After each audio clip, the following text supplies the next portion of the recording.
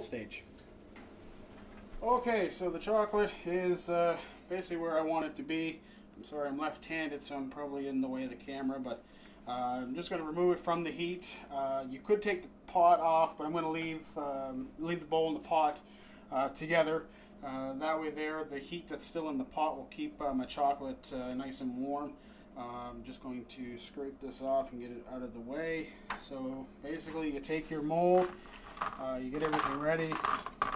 That's the best thing to do, is have everything ready to go so that you can move quick. You're going to take a little bit of chocolate and you're just going to scoop it into the molds up until the edge of the rim. You could use the squirt bottle or make like a piping bag in that, but that to me is just extra mess and work. This once you kind of know how much you need to put in it, it's pretty simple. Some of them will probably have a little bit of an extra millimeter or two at the bottom of the chocolate, but as long as you got it nice and full, then you're all it'll look good. So I'm just going to keep filling the molds. Okay, so this mold is pretty well full. So just to try to eliminate any air pockets, you're going to give a little shake, a little bit of a tap. Nothing too significant, but that's basically it. You'll see that it gets somewhat flat on the end. You can see some that have a little bit too much chocolate will overflow. They'll look a little different than the others, but that gives it kind of a rustic, homemade kind of look to it. At least then your significant other will know that you didn't buy the chocolates, that you at least made the effort to do it on your own.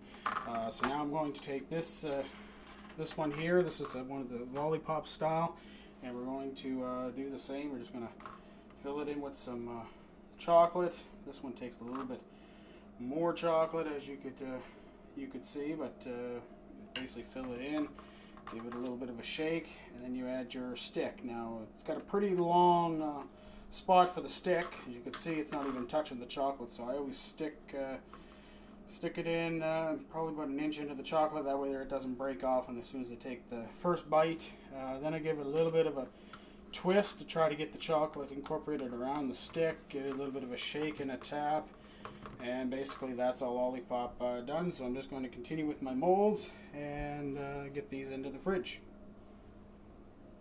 Okay, so as you see, we got our finished chocolates. They're ready for the fridge.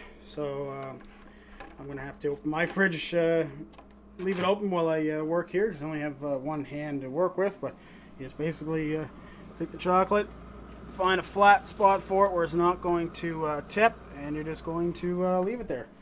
Same with these guys here. Better not drop them. Let's put them down here. So we're just going to find a flat spot. There they are. They're nice and safe right there. Just going to leave them there, let them chill. Might only be maybe 10-15 minutes. They won't take too long because they're not very big, but that's where they sit. So now you can go have a pop or have a beer or have a smoke, whatever you do, or you can keep working at molds if you have more to fill. Having trouble climbing the social ladder? Is trying to find a date a humiliating experience? Are you the butt of practical jokes? Hey, pump! Are bullies leaving you a few dollars short? Don't hurt me! Sounds like you need a new image. Yeah. You need the I'm a Cool Guy t-shirt. Composed of space-age material, each shirt is handcrafted with 90% polyester and 10% cotton, and is pre-shrunk to suit your every comfort. So now, when life's ordinary misfortunes occur, just say, hey, I'm a cool guy. Wow, what a cool guy. Come on, baby. Yeah. They don't have the shirt. Get your I'm a Cool Guy t-shirt for only $20. Order within the next 30 seconds and receive the I'm Number 1 hat absolutely free. Think of the possibilities this shirt can do for you. Alright, it's time to take the chocolate out of the fridge. Your best bet is to be safe rather than sorry. You want to give it as much time as you can. If you're not in a rush, then I would probably, watch a TV show or whatnot. Just give yourself some time. But these feel like they're ready to go. They're pretty hard when you go to bang them down. So key thing, I guess, is you just try your best. Now you're going to get your pen and your parchment paper. Since this is the first batch, I can slam these down onto the paper, and hopefully they'll come out. As you can see, some of them will come out. Others you may have to bang on it with a spoon, but you just want to give a light tap. If it's ready to come out, they will fall out. Just keep giving them a little tap. It's kind of hard with one hand, but you get the idea. If you have a spoon or something, you can tap the top side of the mold and they should fall out. So you can see they're now down on the sheet. These ones come out pretty good. Not a whole lot of imperfections. There is one over here now. Before I do anything else, you probably don't want to touch these with your hand directly. You'll leave fingerprints on the chocolate. You can go to the dollar store, whatnot, maybe the Subway guy. If you give him a tip, he'll give you some of his plastic gloves. But I'm just going to use a Ziploc bag. So I'm going to take the Ziploc bag, open it up, stick my hand in, and it gives me something to work with. But I'm just going to take the piece here. As you can see, there's a little bit of extra around the hearts, and again, you want to do your presentation. So just going to take a knife, and this is not even my right hand. Well, it's my right hand, but it's my wrong hand, if you know what I mean. And you're just going to trim it away, and you can just leave it all there. But you're just going to go through and just take away any of the little excess that came around the chocolates. Just try to make them as pretty as possible, and then you're pretty well at your final stages. So if you have any more chocolate, which more than likely you do if you only have a couple molds, so you just repeat the first two steps until you've used up all your chocolate. And then at this point, once you have it all, you just start making little bags or boxes, or do whatever you're going to do to give them to the person that you're giving these to. So these are going to go in little bags for me, but from here I'm just going to use up the rest of my chocolate and make my little baggies. Okay, I'm going to add a bonus scene, if you want to call it that. Now that I can work with two hands, I got my tripod set up. But basically, to get this chocolate out of the mold, like I said, you can bang it on the countertop, loosen it up.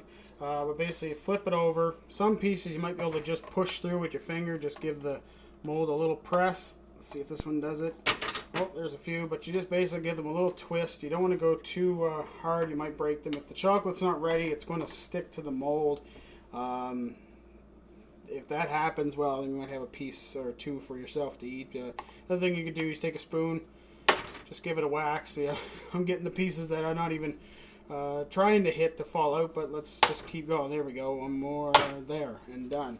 So now you have your pieces of chocolate that are there. Again, you take your knife, trim away the excess, make them pretty. As you can see, they're not quite pink, but you can see the cookie crumbs going through. If I would have put more cookie in it, then they would have been a lot darker. I just I want to keep these, keeping the color that I intended, but it obviously now there's something in it, and if you're just taking the piece and letting it dissolve in your mouth, well, then you're gonna have little bits of cookie throughout, and it just kind of gives that extra taste and a little bit of texture, and just I guess makes it more than just plain old chocolate. So now I'm going to go on to the bagging stage and put these in little baggies or presentation wise. And here's our final product. As you can see, I got a whole assortment of chocolates. Got the lollipop style here. I got some lips. They say love, X's and O's, some more lips, some smaller loves, some more hearts. Just a whole assortment of chocolates that I can do up little bags with, or you could really do anything. Here's my final end result here. It's fairly thick. I should be able to get my my work covered. I was aiming at doing about 25 bags, which you can get right here. I know it's a little hard to see with the glare, but you can get some gift bags at the dollar store and some tags. Or you could do something a little special. You could put some cinnamon hearts in a bowl and stick a few pieces on top. Hopefully you can see that alright, but basically you just make something nice and pretty, and you could leave that on the table or maybe on the bedside or wherever. Just have something for your special someone for Valentine's Day. I know I said it was quick and easy. It's easy. I kind of lied on the quick. There's a fair amount to it, or at least time-wise. You have a little bit of a patience game where you have to wait for things to cool. So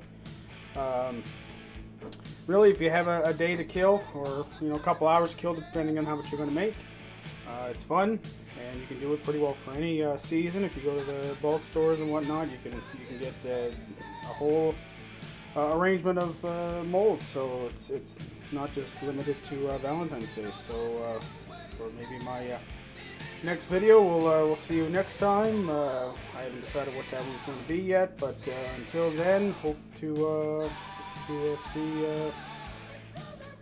see some good positive results from my videos. Thanks.